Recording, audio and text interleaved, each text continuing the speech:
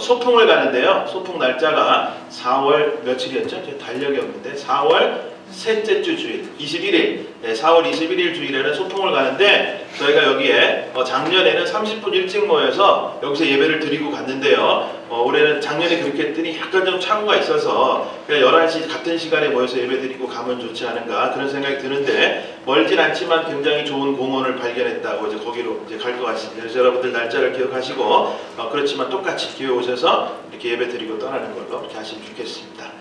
이제 우리 하나님 말씀 같이 보고 잠시 말씀 나누길 원합니다. 사도행전 16장 25절부터 우리 33절까지 있는 말씀인데 우리 한 절씩 교독합니다. 제가 먼저 한 절 읽습니다. 한밤쯤 되어서 바울과 실라가 기도하면서 하나님을 찬양하는 노래를 부르고 있는데 죄수들이 듣고 있었다. 그때 갑자기 큰 지진이 일어나서 감옥의 터전이 흔들렸다. 그리고 모든 죄수의 수하며 착고가 풀렸다.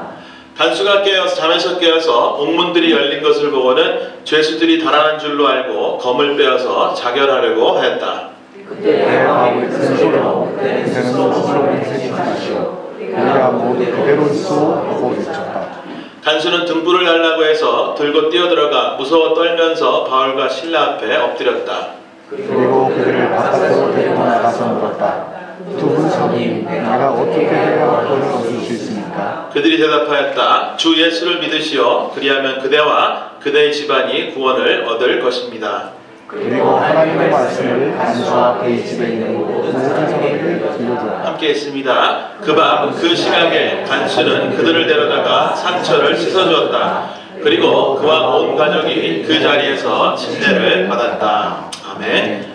오늘 말씀의 제목은 그 밤 그 시각에 그 자리에서라는 제목을 가지고 잠시를 나누길 원합니다. 우리 알다시피 지금 사순절 기간을 지나고 있는데 여러분들 사순절은 주님의 고난을 묵상하며 슬퍼하는 그런 기간이 아닙니다. 예수님의 고난, 그 패션, 그 순환은 이미 그때 끝났고 사순절을 참다운 의미로 우리가 누리려면 하나님께서 우리에게 보여주신 그 긍휼이 오늘 이 시간에도 끊이지 않고 넘치도록 계속된다라는 그 사실에 더 감격하며 나아가는 기간이 사순절의 참다운 의미입니다.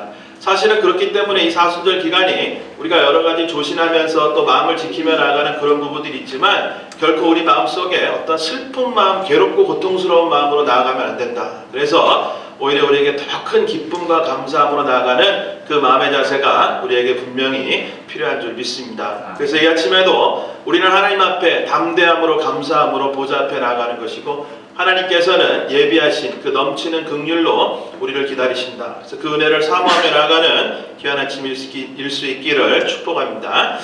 여러분, 제가 그저께 아침에 교회에 오는 길에 이렇게 프리웨이 타고 오는데 여기 그 임페리얼이 막힌 것 같은 사인이 있어서 오랜만에 레이크뷰로 엑시스를 해가지고 이제 쭉 올라오고 있었어요. 레이크뷰로 올라오고 있었는데 그때 이제 보지 못한 것을 봤는데 빌보드 간판 빈칸이 보이는 거예요. 빌보드 간판 빈칸이 보이면서 거기에 뭐라고 써있냐면 여기에 광고를 집어주면 뭐 당신네들 비즈니스가 뭐 이렇게 효과적이다 이러면서 600 얼마가 적혀 있더라고요. 600 얼마 내면 달아준다. 그래서 제가 그걸 보면서 이게 한 달인지 1년인지 모르겠지만 아마 1년 금액이 아닐까 그런 생각도 들고 600 얼마 아닌가요? 한 달인가요? 아무튼 간에 그렇게 걸려있는 것을 보게 되었습니다. 그래서 한번 생각해 봤어요. 저 빌보드를 만드는데 그림도 그리고 사진도 들어가고 뭐 여러 가지 것들이 채워질 텐데 저것을 만드는 비용이 얼마 정도 될까? 만드는 비용이 저 사이 가능하면 볼륨을 조금만 줄여주시면 좋을 것 같아요. 광고판 가격이 아마도 최소한 1,000불에서 뭐 한 2-3,000불까지 정도 되지 않을까? 막 방판 만드는 가격이 그런 생각을 해봅니다. 그리고 나서 그날 교회에 와서 인터넷으로 한국 신문을 보다가 이런 기사를 보게 됩니다. 삼성과 LG가 광고 전쟁이 붙었다는 거예요.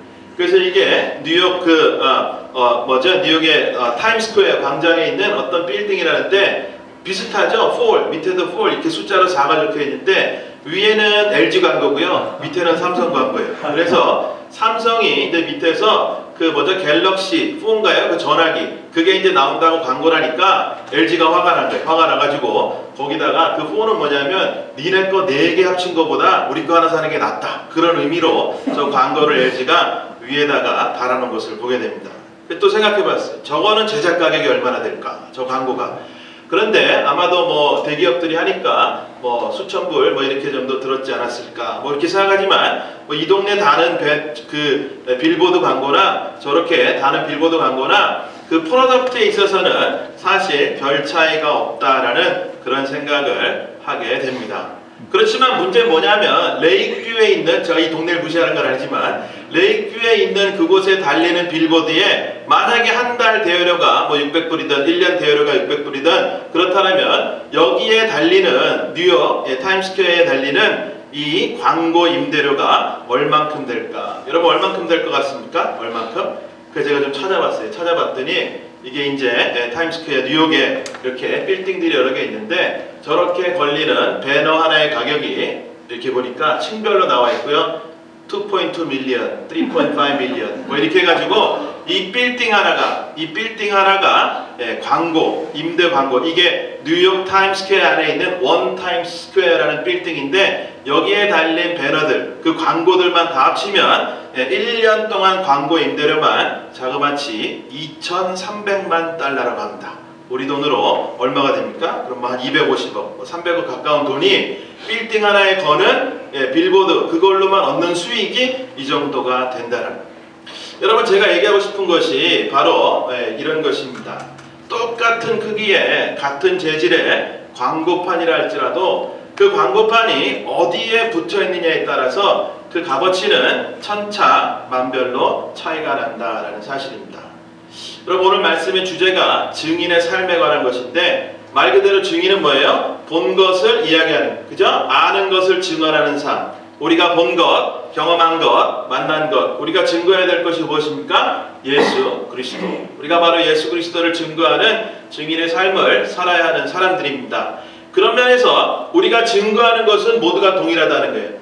임준호 전사님이 가지고 있는 예수 그리스도나 내가 믿고 나와 동행하는 예수 그리스도나 여러분 모두가 가지고 있는 그 광고판 자체는 모두가 동일하다.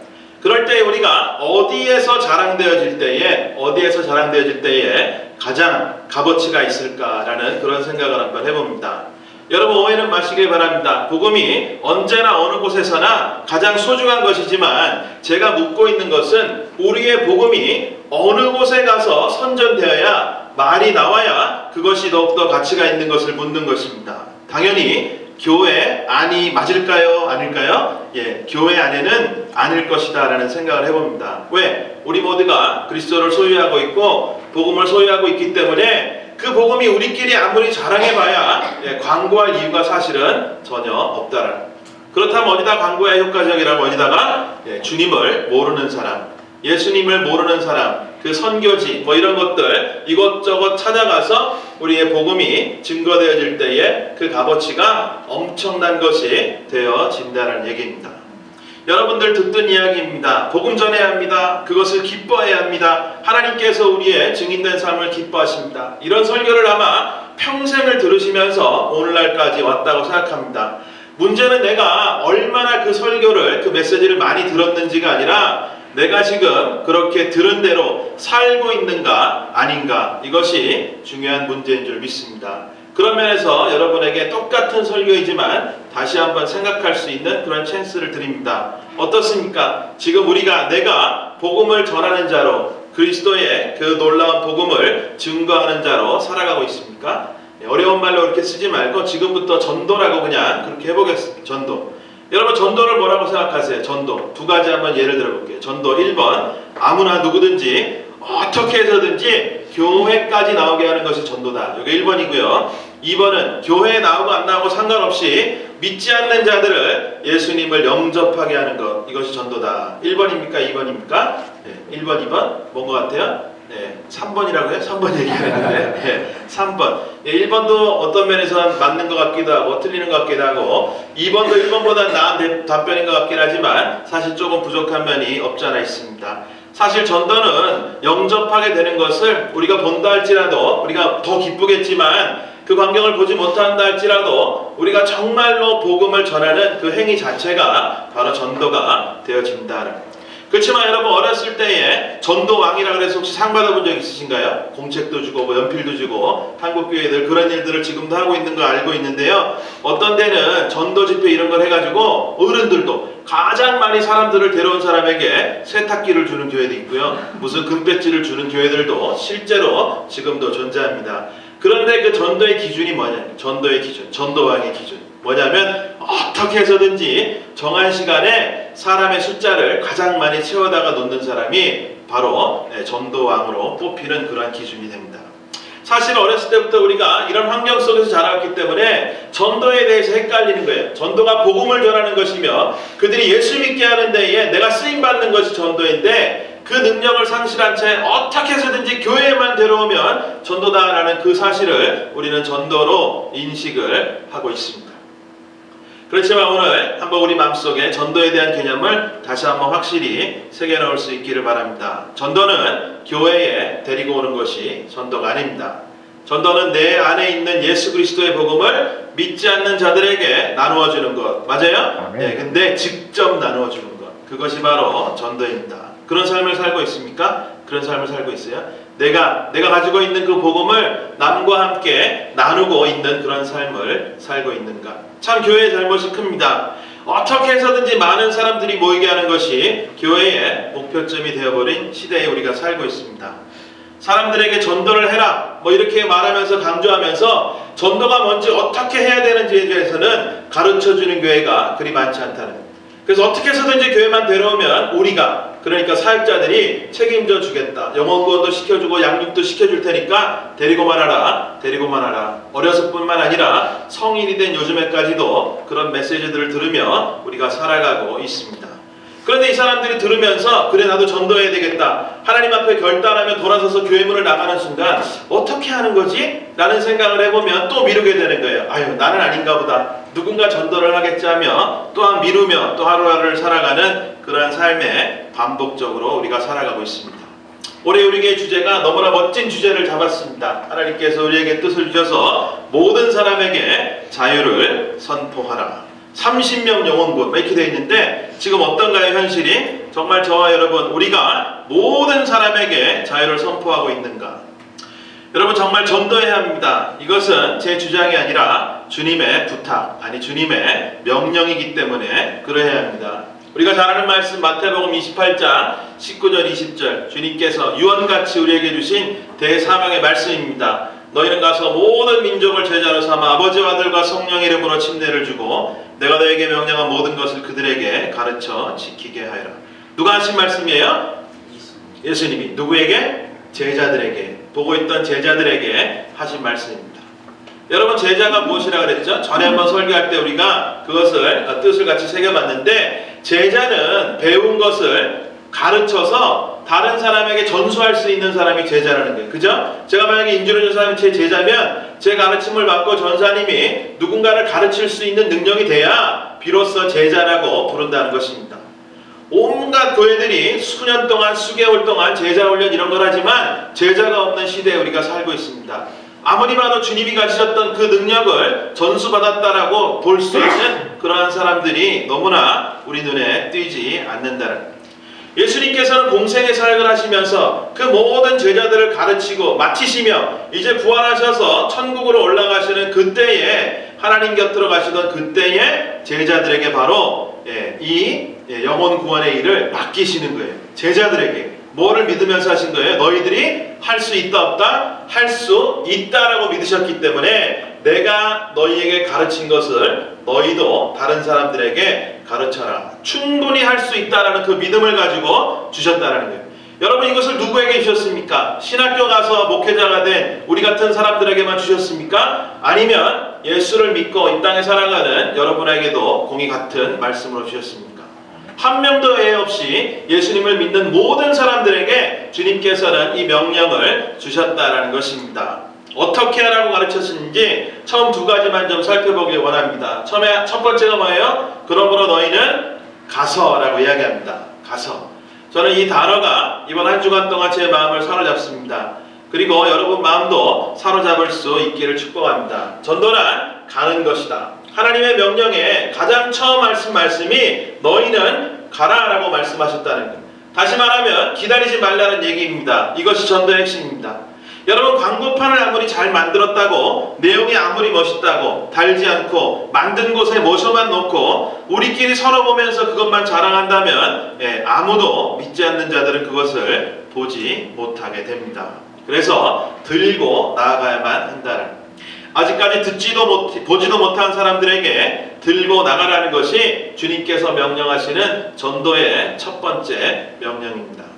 하지만 실상은 어떤가요? 능력을 상실한 크리스찬들, 요즘의 교회들 전도를 한다 하면서 나가지 않습니다. 사실은 이것이 우리 교회의 모습이기도 합니다. 교회들마다 여러 프로그램들을 만들어서 사람들이 찾아오기를 바라며 기다리고 있습니다. 어떻게 해서든지 성도들에게도 교회에만 오게 해라, 교회에만 오게 해라, 그러면 자신 있다라고 얘기를 합니다. 어떤 교회들은 연예인을 불러다가 집회를 하기도 하고, 유명한 축구 선수들, 막 이런 운동 선수들을 불러다가 간증 모임들을 하기도 합니다. 마당에다가 놀이기구들을 차려놓고 음식들 차려놓고 사람들을 교회에만 오게 해라 오게 해라 하며 기다리는 것, 그렇지만 결코 나가지는 않고 있다는 것입니다. 제가 개척 처음 할 때 하나님께서 마음 주셨을 때에 제 아내랑 제가 다짐하며 나눴던 이야기들이 이번 주간에 생각이 나서 다시 한번 그 얘기를 나눴습니다. 며칠 전에. 그래서 우리 교회는 정말 나가는 교회를 하나님께서 부르셨다. 그렇게 확신을 가지고 교회를 이제 개척하며 오늘날까지 오게 됐는데, 그러지 못하고 있는, 그저 무작정 사람들만 기다리고 있는 제 모습이 얼마나 한없이 부끄럽고 주님 앞에 회개함으로 나아갔는지 모릅니다. 오 주님, 용서해 주세요. 여러분, 개척을 해서 처음에 우리 식구들만 예배를 드렸습니다. 그리고 나서 얼마 있다가 우리 피아노 치는 도영자매가 왔어요. 그래서 우리 넷이서 예배를 넷이서 드리고요, 옆방에 그 직사각형 테이블, 거기에 앉아가지고 밥 먹고 뭐 보드게임 이런 거 하고 얘기하고 놀다가 저녁 먹고 싶으면 저녁 먹고 집에 가고 싶으면 가고, 이렇게 몇 달을 드렸던 시절이 있었습니다. 그런데 지난주에 우리 김동진 집사님도 오셔서 예전 같지 않네요 이러셨는데, 이 두 룸으로는 참 감당하기 어려울 만큼의 사람들이 와서 함께 북적거리는 모습을 보면서 제 마음속에 참 기쁨과 감사가 있었어요. 그런데 이것이 잘못된 기쁨과 감사냐? 그렇진 않다라는 거예요. 그렇지만 곰곰이 생각해 보니까 그 가운데에 저와 여러분 중에 어떤 한 사람이라도 나가서 정말 모르는 사람들에게 복음을 증거해서 그들이 우리 교회로 인도되어져서 온 사람은 단 한 사람도 없었음을 발견하게 됩니다. 그러면서 내가 뭐 때문에 기쁘고 감사한가? 내가 과연 주님 앞에 자랑할 것이 무엇이 있는가를 생각해 봤을 때 사실은 감사와 기쁨은 있었지만 자랑할 것은 하나도 없었음을 발견합니다. 여러분, 복음으로만, 우리의 증인된 삶으로만 주님 앞에 자랑할 것이 있는 줄 믿습니다. 저는 우리 교회에 싸움이 없고 시기와 질투, 미움 이런 것들이 없는 교회, 그리고 다른 교회와 다르게 우리 교회면 너무나 자유함이 넘치는 참 좋은 교회다. 교인들도 면면이 한 사람 한 사람을 보면 너무나 좋은 교인들, 이런 것들이 제 마음에 안위함 그리고 평안함을 주었던 것은 사실입니다. 그렇지만 그 사람들을 보면서 우리가 이렇게 자유스럽게 잘 지어져가면 언젠가는 하나님께서 사람들을 보내주시겠지, 붙여주시겠지 하면서 막연히 기다리고 있었던 제 안일한 모습을 발견하며 얼마나 회개했는지 모릅니다. 정말 그렇게 남들이 그러는 것과 같이 남의 교회 다니는 사람들도 억지로 끌어다가 오고 그렇게 교회의 숫자를 채우는, 머리를 채우는 그런 교회는 하지 않겠다라고 시작부터 다짐하고 또 했는데, 그렇게 개척된 교회인데 내가 어떻게 오늘날 이러고 있을까? 참 하나님 앞에, 여러분 앞에 한없이 부끄러운 한 주간을 보내고 있었습니다. 그렇지만 이제 지금이라도 깨달은 만큼 다시 하나님과 여러분 앞에 선언합니다. 우리 크로스포인트 교회는 정말 주님의 이 대사명, 이 명령에 순종하여 나가는 교회로 굳건히 설 것입니다. 우리는 전도하는 교회가 될 것입니다. 아멘. 편한 유람선과 같이 모든 안락한 시설들을 갖춰놓고 좋은 서비스들을 갖춰놓고 all you can eat, everything free, 팁도 안 내도 됩니다. 온갖 선전을 해서 사람들이 편안하게 이곳에 와서 머물다가 그저 교회 문 밖을 나서는 것을 보며 오늘 장사 잘했다 라고 그렇게 위안을 삼는 교회가 되지 않을 것입니다. 그리고 그런 목사가 되지 않을 것입니다. 대신에 복음을 들고 나가는 교회, 나가는 목사, 그리고 복음을 들고 전도하러 삶의 현장으로 나가는 그 성도들을 전도할 수 있는 사람들로 훈련시키는 그런 교회가 될 것임을 선언합니다. 여러분들 기다리지 말고 나가야 합니다. 어디로 나가라고요? 두 번째 주님께서 말씀하신 게 모든 민족을 제자로 삼아라. 이건 뭐냐면 사람 가리지 말라. 사람 가리지 말라. 여러분 마음속에 전도라는 것을 생각하면 어떤 사람은 좀 쉬운 사람, 어려운 사람, 먼저 해야 되는 사람, 나중에 해야 되는 사람, 이 사람은 절대 예수 믿을 것 같지 않은 사람, 우리가요 정리가 싹 돼 있어요. 그죠? 주님께서는 이것을 원하지 않는다는 모든 족속에게 누구든지 내가 마음을 주는 그곳에 발걸음을 인도하는 그곳에 만나는 모든 사람들에게 복음을 증거하라는 것입니다. 여러분 이렇게 나가본 적이 있으십니까? 나가본 적이 있으세요? 모든 민족에게? 없다라고 얘기할지 모르지만 실제로는 우리가 모든 민족에게 매일 나갑니다. 맞아요? 당연히 우리에게 그런 삶이 있습니다. 누구도 예외 없이. 감사하게도 이 미국 남가주는 이 좋은 종대에 살다 보니까요 온갖 민족들에게 나갈 필요도 없이 온갖 민족들이 우리 앞에 이미 모여서 살아줍니다. 그리고 그곳에 일하는 모습으로, 공부하는 모습으로, 또 여러가지 쇼핑하는 모습으로, 여러가지 모습으로 그 앞에 우리가 서게 되는 것이 우리의 everyday life라는 것입니다.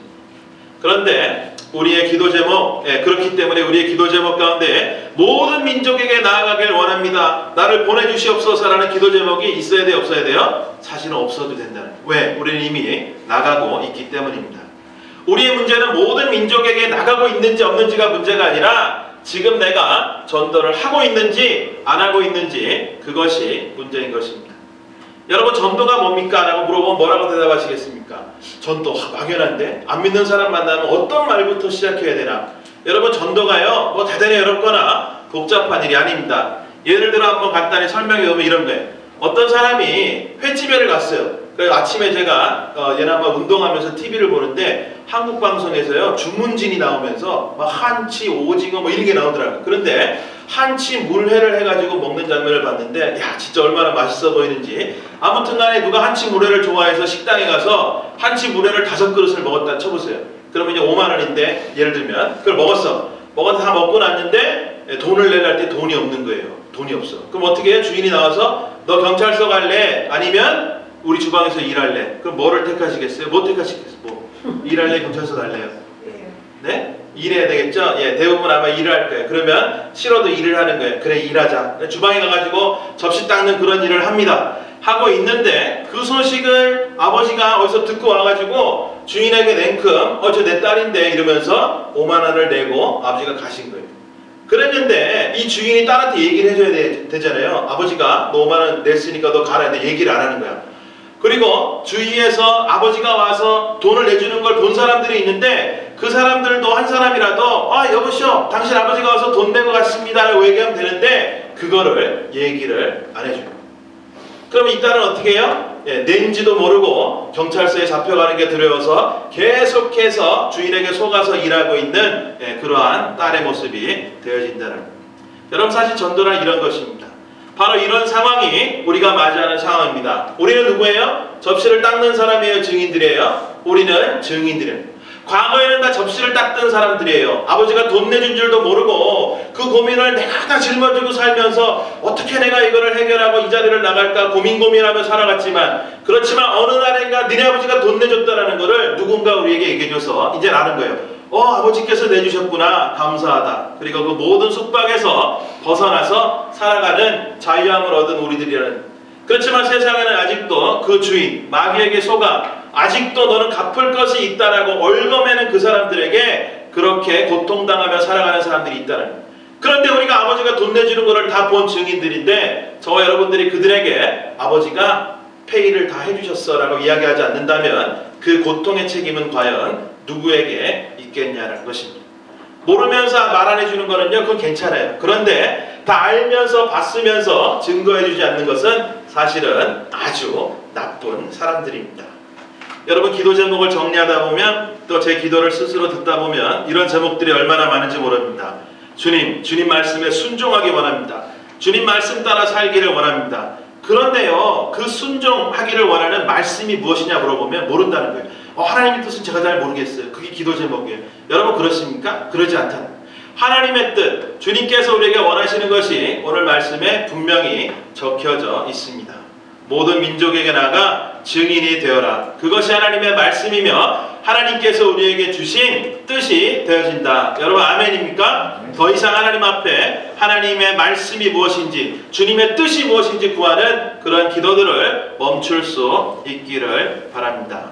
가서 모든 민족에게, 모든 사람에게 복음을 전해라. 이미 우리에게 수천 년 전에 주어진 하나님의 명령이 되었습니다. 주님 뜻대로 살기 원한다, 찬송도 하고 피를 토해가며 기도한다 할지라도 지금 내가 증인의 삶을 살아가지 못한다면 우리는 결국에는 주님 뜻대로 살지 않고 있다는 것입니다. 명령으로 보면 누구 뜻대로? 내 뜻대로 살고 있다는 거예요.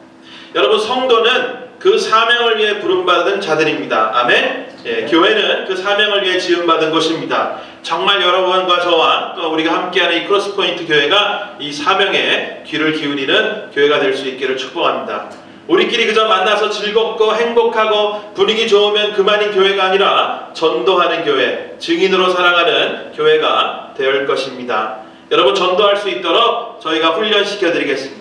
어떤 방법을 써서라도 여러분을 증인의 전문가들로 훈련시켜 드리겠습니다. 여러분, 이 말을 들었을 때 저는 바라기는 성령님께서 여러분에게 감동을 주셔서 이제까지 나는 아닌 줄 알았지만 정말 그러하구나, 이제 나도 그렇게 훈련할 수 있는 제자로 살 수 있겠구나라는 그 소망을 이 아침에 가지며 하나님 앞에 결단하며 나아갈 수 있기를 축복합니다. 선택받은 소수들만 전도하는 것이 아니라 일정 기간 훈련받은 직분자들만 하는 것이 아니라 전도는 예수를 믿는, 그것을 아는, 경험한, 아버지께서 돈을 갚아주신 것을 아는 그 모든 사람들이 하는 것이 바로 전도인 줄 믿으시기 바랍니다. 그런 우리가 될 수 있도록 최선을 다해 훈련시켜 드리겠습니다. 오늘 본문의 말씀을 한번 생각해 봅시다. 바울과 실라가 억울하게 옥에 갇혀 있는 상황이에요.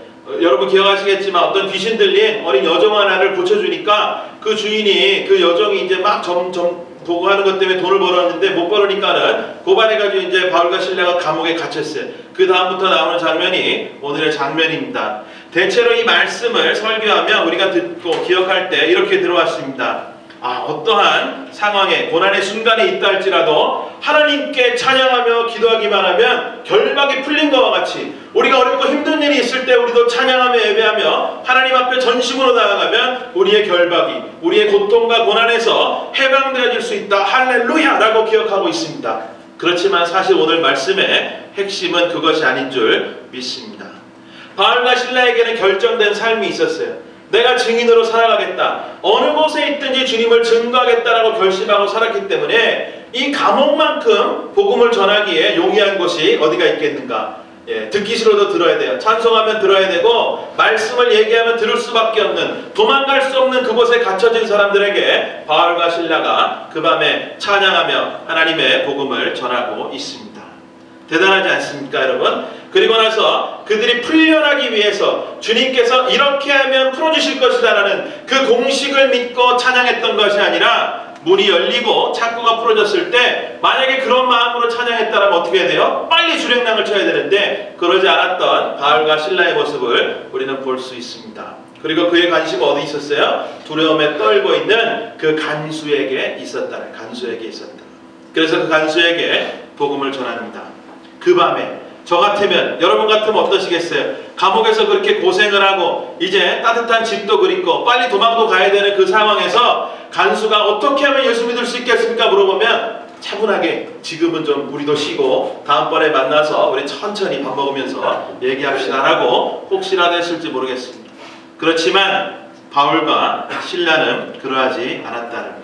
바로 그 자리에서 간수뿐만 아니라 간수의 집까지 찾아가서 그 시간에, 그 밤에 그 자리에서 그들에게, 그 가족들에게 예수 그리스도를 증거했던 증인의 삶으로 살았던 이 바울의 신라 모습, 그것이 바로 사도행전 16장이 오늘 우리에게 주고 있는 교훈이 되어야 함을 믿습니다. 여러분, 어떤 마음으로 하나님 앞에 오늘 예배하고 있습니까? 오늘 이 예배함을 통해서 내가 소망하는 것들이 이루어졌으면 좋겠다라는 소망 하나씩은 가지고 있지 않습니까? 내 자녀들을 잘 지켜주시고 모든 문제가 해결되고 아픈 것이 낫고 만사형통되기를 소망하며 이 자리에 나오셨습니까? 만약에 그렇다고 한다면 물론 그 기도와 소망을 하나님께서 아시고 들으시겠지만 하나님이요, 그 마음에 기뻐하실 이유가 사실 있어요? 있어요? 없어요. 사실은 우리의 소원 가지고 하나님께서 기뻐할 이유가 뭐가 있습니까? 우리가 그분의 자녀이기 때문에 마땅히 우리가 행복한 것을 원하시는 것이 아버지의 마음인 것은 의심치 않습니다. 하지만 정말 이 자리에서 저와 여러분이 해야 하는 찬양과 기도와 예배는 내 소원을 들어달라는 협상하는 그 마음으로 나아가는 것이 아니라 정말 하나님의 뜻대로 살기 원합니다라는 우리의 간절한 외침이 있을 때 하나님께서 저와 여러분의 예배를 기뻐하시는 줄 믿습니다. 그게 뭐라고요? 예수 그리스도의 증인으로 살기 원합니다라는 이 고백이 예배 때마다 하나님 앞에 드려져야 한다. 그래서 우리는 유람선과 같은 교회가 되는 것이 아니라 정말 항공모함과 같은 교회. 그래서 열심히 싸우고 다시 그 항공모함으로 돌아왔을 때 기름을 채워주고 사람들이 휴식할 수 있고 다시 힘을 얻어서 나아갈 수 있는 그러한 교회로 든든히 서가야 할 때입니다. 그런 능력을 구하는 저 여러분 될 수 있기를 축복합니다. 한번 마무리해 봅시다. 여러분 증인으로 살아야 하며 이렇게까지 제가 침을 튀면서 얘기했는데 동의하십니까? 동의하세요? 아멘. 예, 그렇게 살기 원하십니까? 아멘. 예, 거듭 말씀드리지만 구체적으로 앞으로 몇 주간 여러분을 돕기를 원합니다. 우리가 세미나 시간은 아니지만 그럼에도 불구하고 제가 필요하다고 느꼈기 때문에 하나님께서 지혜를 주시는 대로 주일 예배 설교 시간이라도 할지라도 여러분들 공책과 연필을 나눠드리고 훈련시키는 그런 일들을 향후 몇 주 동안 그렇게 하기를 원합니다. 하지만 오늘 이 아침에 딱 한 가지 과제만 드리고 오늘 말씀을 좀 마치길 원합니다. 집에 돌아가시면 정말 내가 증인으로 살아야 함에 동의하셨다면 예수님을 믿지 않는 내가 아는 사람들의 명단을 한번 만들어 보시기 바랍니다. 최소한 20명 중에 이름은 쉽게 적을 수 있습니다. 어떤 분들은 50명도 쉽게 적을 수 있다고 생각합니다. 그래서 바로 전도를 시작할 수 있기를 바랍니다. 뭐라 그랬어요 여러분들? 리스트를 만들어라. 전도해야 될 사람들. 내 부모일 수도 있고 형제일 수도 있고 자녀일 수도 있고 그리고 내 이웃일 수도 있고 한국에 있는 친구들일 수도 있고 내가 만나지 못하는 상황이 있다 할지라도 상관없이 리스트를 만들라는 거예요. 성령님께서 깨닫게 해주시는 대로 그 리스트를 만듭니다. 그러면서 뭘 시작해야 됩니까? 당연히 기도를 시작하면서 동시에 전도를 시작할 수 있기를 바랍니다. 그래서 이 전도를 어떻게 시작하느냐? 어렵지 않습니다. 여러분들이 그 20, 30명, 50명 되는 리스트 중에서 한 주일에 5명씩만 뽑아서 미루지 마시고 오늘 밤에 리스트가 완성이 되셨으면 이 5명에게 전도하는 일을 시작할 수 있기를 바랍니다. 어떤 방법으로? 이메일이나 메시지나 아니면은 전화나 직접 만나실 분을 만나서 예수 그리스도를 믿어야 한다라고 이야기할 수 있기를 바랍니다.